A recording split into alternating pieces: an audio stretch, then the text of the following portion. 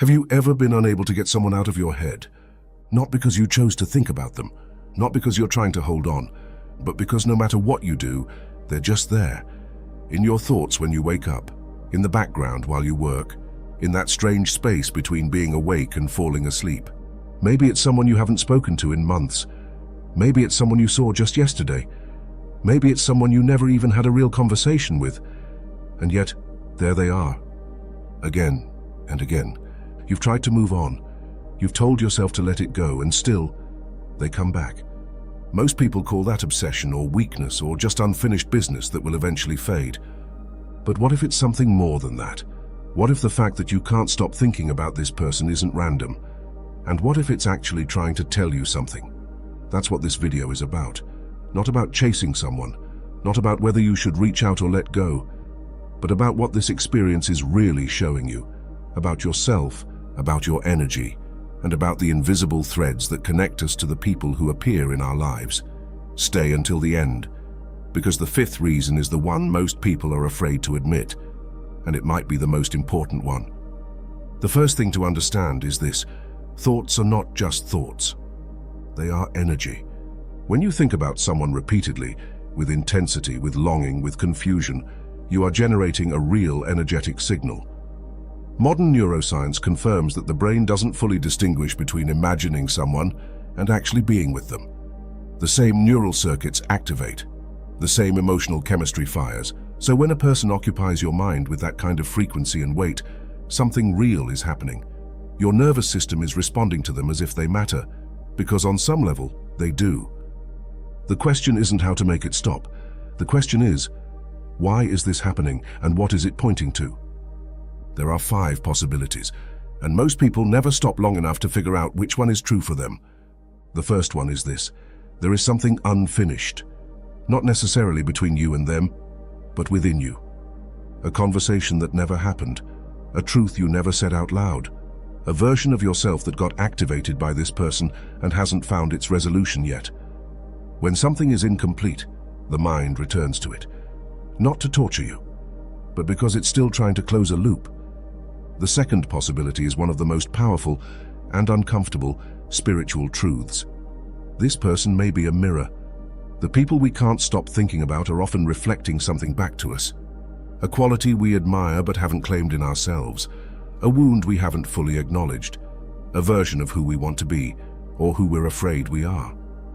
If you find yourself unable to stop thinking about someone, ask, what do I see in them that I haven't fully looked at in myself? If this way of seeing people, not as distractions but as mirrors, is the kind of thinking you want to go deeper into, subscribe. This channel is built for people who are willing to look inward instead of just reacting outward. New videos every week. Then there's a third possibility, and this one is quieter but just as real. There may be a lesson that hasn't landed yet. Every person who enters our lives, especially the ones who unsettle us, arrives with something to teach. Not always a comfortable lesson. Sometimes it's about your patterns, your fears, the ways you abandon yourself. When the lesson is still incomplete, the mind keeps returning to the person who carries it, like a book you left open. The fourth possibility asks you to consider something that goes beyond psychology.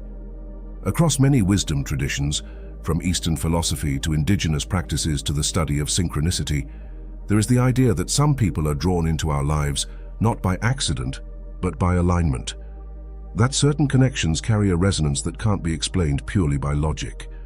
If your thoughts of this person arrive with an inexplicable sense of recognition, not just longing but something quieter and older, that may be worth listening to. And the fifth, perhaps the most important one to be honest about. Sometimes we keep thinking about someone not because of what they mean for our future, but because of what they triggered from our past. A familiar abandonment, a pattern of unavailability, a dynamic that echoes something from long before you met them. When a wound isn't healed, the mind loops back through any experience that reopened it, looking for a different ending. But here's where it gets important, because not all of this is the same thing. There is a difference between what your soul is telling you and what your ego is telling you. Your soul communicates through peace, through quiet recognition, through a sense of expanding, even when it's pointing towards something difficult. Your ego communicates through urgency, through anxiety, through the desperate need to resolve something, fix something, or be chosen by someone. When you think about this person, sit with that for a moment. Does that thought bring you peace, or does it bring you panic? Does it feel like clarity arriving, or like a wound being reopened? That distinction is not a small one. It's the difference between a genuine connection worth honoring and an old story playing out again, looking for someone to carry it.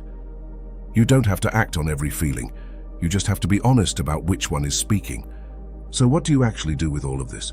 Here's what I want you to try, not someday, but today. Find 5 minutes of silence. Close your eyes.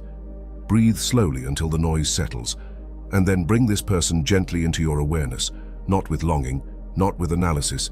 Just let them be present. Now ask yourself one question. What is this person showing me about myself? Not about them. Not about what they did or didn't do. About you. What did this connection activate in you? What did it surface that was already there? Let whatever comes come. Don't force an answer, just observe. Then, open your eyes and write it down. Even 3 lines, even a single sentence. Because when you move something from the swirl of your thoughts into actual words on a page, it changes. It becomes something you can see clearly, something you can work with. This practice won't erase the thoughts, but it will transform what they mean, from something that happens to you into something that's trying to help you. Here is what I want you to carry with you after this video. The people who appear in our lives, especially the ones we can't stop thinking about, are not accidents. They are invitations. Some are invitations to heal, some to grow, some to finally see a truth about yourself that you've been avoiding. And yes, some may be genuine connections that carry real meaning. But the work is never really about them. It's always about what they're pointing toward in you. You now have a framework for understanding what this experience might mean. You understand that thoughts carry energy, and that the mind returns to what is unfinished. You have 5 possible explanations to sit with honestly. You have the question of soul versus ego as a compass, and you have a simple practice to begin turning confusion into clarity. The person in your mind isn't there to haunt you. They're there to help you wake up to something. The question is whether you're willing to look. Before you go, I want to ask you something specific. Of the 5 reasons we explored today, which one stopped you? Was it the mirror? The idea that this person is reflecting something you haven't faced in yourself? Was it the unhealed wound? The feeling that this isn't really about them at all? Or was it the spiritual connection? That quiet sense that this person appeared in your life for a reason you can't fully explain yet? Tell me in the comments which one hit closest to home. Be as specific as you want. I read every single one, and sometimes just writing it down is where the clarity begins. The next video on screen goes deeper into one of the most powerful themes we touched on today. Watch it now while this is still fresh. I think it will meet you exactly where you are.